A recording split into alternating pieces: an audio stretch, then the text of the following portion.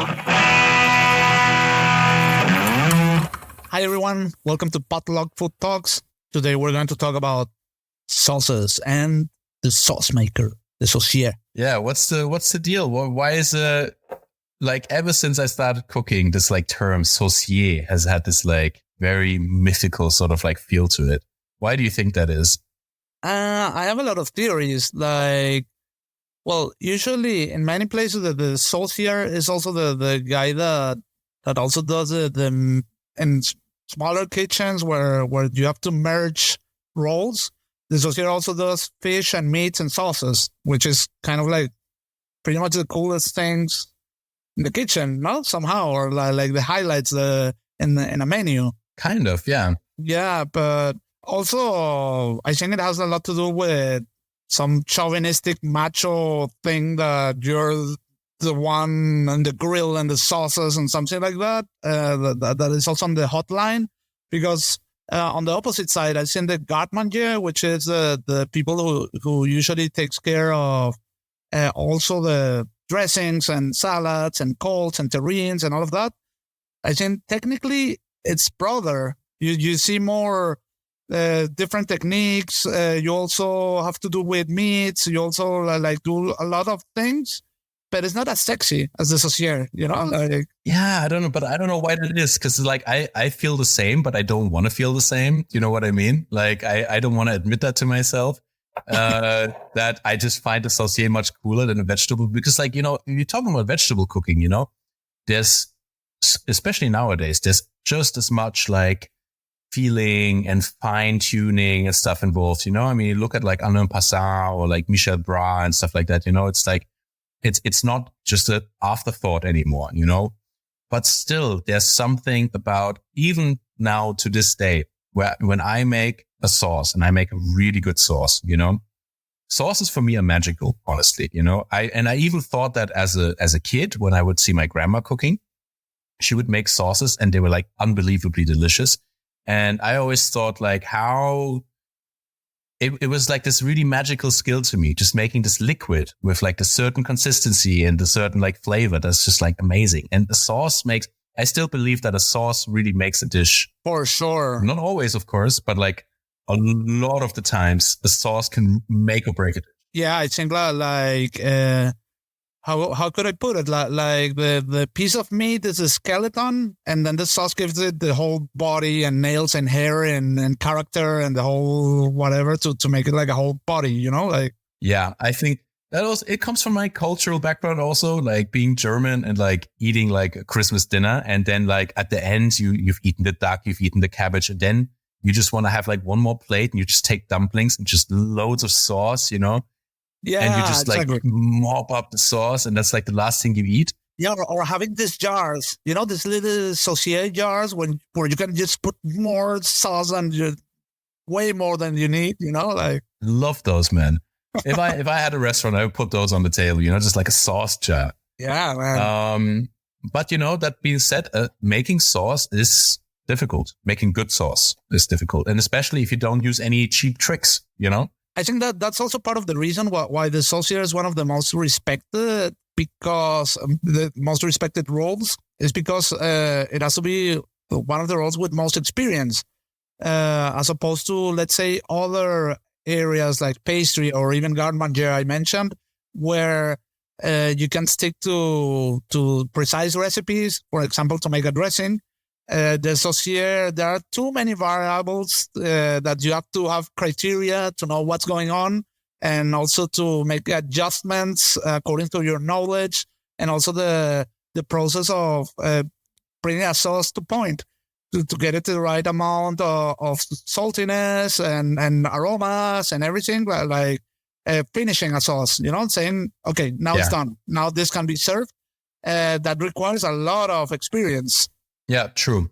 And there's a lot of like intuition, you know, like often, you know, people that I work with, they ask me sort of like, but you know, what's the recipe, you know? And there's, as you know, there are a lot of recipes for a lot of things. And of course you can have a recipe for a sauce, which to me is just like a broad guideline though. Exactly. You know? Because guidelines. Yes. Yeah. Because everything else is just like peeling and blah and stuff. I had somebody ask me the other day as I was reducing down a jus. For people who don't know what a jus is, it's like a very concentrated meat sauce that's basically just reduced, made from roasted meat and vegetables if you want, and like sometimes spices depending how you make it, but mainly it's meat and bones. And you reduce it so much until it's sticky and tasty and glazy. And I was tasting it while I was reducing. And somebody asked me, but like, this obviously needs to reduce for like another 8 hours. So why are you tasting it, And I was like, I want to see how it's developing, Of course. If I can tell now if it's too sweet. Did I add too many vegetables? Did I add too many carrots and too many onions? Then I can counteract that now. I can add some tomato, I can add some this, some that, blah. Or something like that. And this practice I've been doing, like I've even started doing this when I was in my apprenticeship at Margot, for example. I would taste the broths while they were reducing. And I got the same question back then. And I was like, no, I want to see how it's progressing, I remember seeing that. I remember seeing a video of Eric Ripert doing exactly that and explaining exactly that. That the moment you start, like while it's still super liquid, because you want to have a reference. The next time you do it, you want to remember that flavor. I mean, it's not to enjoy it. It's just to know at what point it is exactly. As you said, how is it evolving? Yeah. And then talking about Eric Ripert, like his chef de cuisine is a guy called Eric Gestel. This is also like a legendary saucier. I saw a documentary about him making sauces, and he has like this sauce station, with 30 different sauces. And can you imagine like doing sauces for Le Bernardin, where everything has to be so on point and so detailed, like a 3-star restaurant? Like, I guess that's also the point. Like, it's a big deal, like in a high-end restaurant, the sauce aspect of the whole thing. Yeah, absolutely. Totally. You have to send me that documentary, by the way. I need to watch that. Anything that's to do with this, like old school cooking. I love that stuff. But yeah, no, absolutely. But then again, but then on the other side, obviously there's the sauces and stocks also. We can't forget about stocks, the base stocks you make, fumé, fond blanc, brown stock, whatever. Vegetable stocks, Yeah, before you go on with that, because I think this is really important, could you like describe like a normal routine day of a saucier? Because it's actually, there's a lot of stock cooking in a saucier's routine.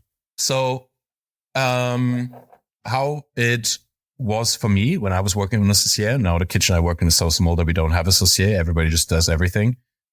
But for me, would get in, and the first thing you do is you start the bases that you need. So if you need to make bisque, right? And you need to make jus, and you need to make, I don't know, bourrite. So you get all your vegetables ready. And first of all, you make your mirepoix, right? Your vegetable base. And you just like smash that down, get it divided. You get your pots ready, heating up. When I was like on high times in the saucier, we'd have these big copper pots. And so you get them like to a certain temperature, not high because you don't want them boiling hot, but they need some time to really absorb the heat so that they hold it. So you get it to like a nice medium temperature. And then you start all your bases. You start sweating off all your stuff. Depends what you're doing, obviously. If you're making like a brown, like a sauce or like a roasty thing, you need to start roasting off your vegetables.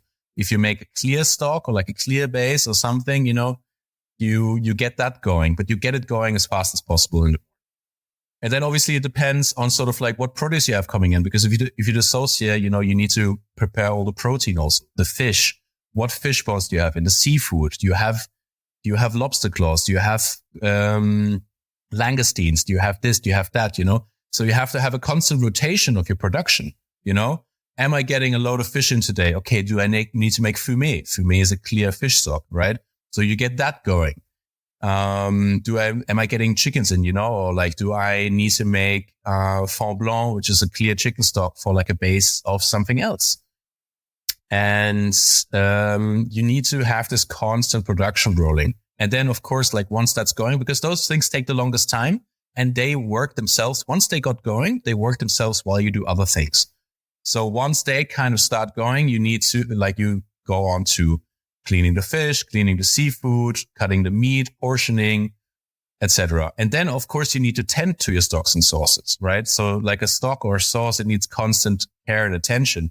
You need to degrass it, so like all the impurities that get caught in the sort of like the protein that coagulates while cooking rises to the surface. And you need to take that off. You need to skim the fat off because the fat adds bitterness and impurities to your stock. So you need to constantly take care of it. Yeah, because also any little mistake becomes like exponential and three-dimensional. Like if you burn the vegetables too much at the beginning, you will have that at the end sauce, or all these notes of whatever mistake you do at some point in the roadmap. Yeah, for sure. If you roast you roast duck bones, right? Duck bones have a lot of fat, like duck carcasses rather. And you don't strain off the fat well enough, or you roast them a little bit too much. You start your stock. It doesn't matter what you do. It's going to be bitter and it's going to taste horrible. Yeah, I hate, like, I've seen like these chefs that don't care about these things. It's like, oh no, like I don't take the fat out because so I will have more sauce and it's more cost efficient. And it's like, okay, you're just not understanding at all what you're doing, Yeah. So if you think about the quantity of your sauce rather than the quality of your sauce, then you've lost already, because it is a very frustrating process to look in the restaurant, in my restaurant, I'll start like a 20 liter pot of broth, right? So like I make it a little bit, I have to make it time efficient. So usually you make a brown stock and then you make another base of bones and vegetables. You put a brown stock on top of that.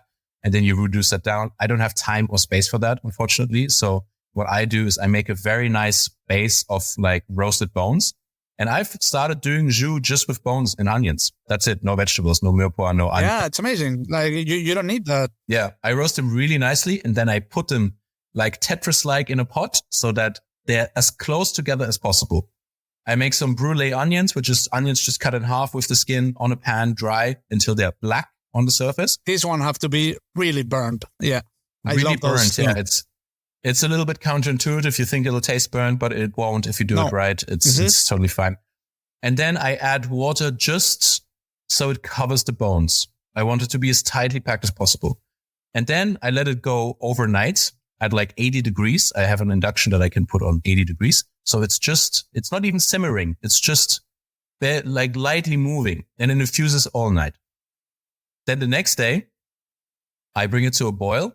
I bring all the impurities up. I take them off, and then I strain it and I reduce it. And out of this 20 liter pot of sauce, I'll maybe get 1 to 2 liters of sauce, Yeah. If I'm lucky. And it's very frustrating to have this pot that's as big as my torso to then have a saucepan that's like, there's nothing in it. And you taste it and you're like, it can still reduce some more. And you're like, but if I reduce it some more, it's all going to be gone. But if you want a nice sauce, that's what you have to do. What about thickening? I think that's also like a super important aspect. The most purest way in most cases is, as you said, just to reduce it until you have the desired sticky, collagenous texture. But I mean, that does not apply for all sauces. Like, for instance, a wok sauce, perhaps you're going to use cornstarch, or some specific sauces you will use yuzu starch, or some specific sauces you will thicken them. If you're just home cooking, you might just blend the cooking juices with the vegetables to get like a thick cream. And oh yeah, there are like all kinds of ways. What are your thoughts on that? Well, I mean, I think the nicest way, the most purest way is to have just carefully reduce your stock. But then again, it depends on your understanding of what you're making. Your stock needs to have enough collagen, and it needs to have enough, sugar, as in like roasted Maillard reaction, particles, like brown particles. Otherwise you reduce it and it won't get thickened. I'm a big fan of adding, like very collagenous things to stocks. Like, for example, if I make a chicken stock, or especially if I make a brown chicken stock, I put the feet in, something that like people would have frowned upon, but like, I taking inspiration also from Asian cooking, I put the feet in. It's super nice. Yeah. I learned from our friend, John Basterrechea. He had like this industrial gelatin that it looked like brown sugar. This gelatin you don't see like in stores. and he would use that as a sauce thickener. And I mean, your lips would stick to each other like every time you would eat one of his sauces. That's very nice. I think like I don't have a problem with thickening, but like the purest and the like highest art is like to make it without thickening. Of course. There's a really good trick from amazing chef Fergus Henderson from St. John. They have this thing that they use in their kitchen as a basic cooking tool for different things, for sauces, for pie mixes, for everything. They call it trotter gear. So it's made from pig's trotters. Yeah, and I think they like cook pig's trotters down and then sort of like shred it and like whatnot and blah. And I've had it in like many forms, for example, like in pie fillings and stuff, like a venison and trotter pie is amazing, but you get the stickiness and this. And I think so sort of like, even if you make a veal stock, for example, if you have veal feet, like that's very good. But even if I have like I want to make a nice veal jus, I'll buy like one trotter. I'll have them cut it in half and I roast it until it's really nice golden brown. It's a delicious flavor and just add it in. And it gives so much stickiness and so much unctuousness, so much body to the sauce. And gives you that really pleasant, like you just described, this feeling of your lips sticking together. Yeah. What I think is also really nice and that nobody does anymore is blood thickening. Oh, yeah. Where you have like a pigeon sauce. One of the most delicious sauces that I can remember, I ate here in Berlin at an event where Christian Lohse was cooking and my good friend Norbert Krüger was cooking the dish. It's like one of his classic dishes. Like it was like a charcoal grilled pigeon with sauce rouennaise, like the Rouen, and like a flour sugar. But that sauce was absolutely delicious. And it was a pigeon jus that's thickened with a blended mixture of the heart and the liver and blood. And so it's like very tricky because you want to thicken it and strain it. You can't cook the blood too much, otherwise it coagulates and it gets nasty. And then they added like a mélange noir, like a mixture of like dark pepper. And it was so extremely flavorsome and like pleasant and nice and complex. One of the best sauces I've ever tried. That's it for this week's episode of Potluck Food Talks. If you like what we're doing, make sure to subscribe to the podcast so you never miss an episode. You can also find us on Instagram and TikTok as Potluck Food Talks. The show airs every Monday.